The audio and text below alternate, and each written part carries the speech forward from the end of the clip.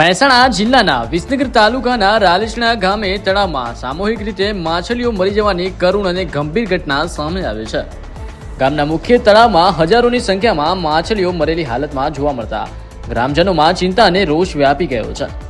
પ્રાથમિક તપાસ અને ગ્રામજનો પાસેથી મળેલી માહિતી મુજબ આ ઘટનાનું મુખ્ય કારણ તળાવમાં બેફામ રીતે ઠલવાતો એઠવાડ, કચરો અને પ્રદૂષિત સામગ્રી છે.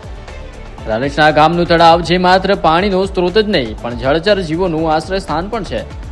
ત્યાં અચાનક મોટી સંખ્યામાં માછલીઓ મૃત હાલતમાં સપાટી પર તરતી જોવા મળી હતી. માછલીઓના મોતનો આંકડો એટલો મોટો હતો કે તળાવનો કેટલોક ભાગ સફેદ મૃત માછલીઓથી છવાઈ ગયો હતો.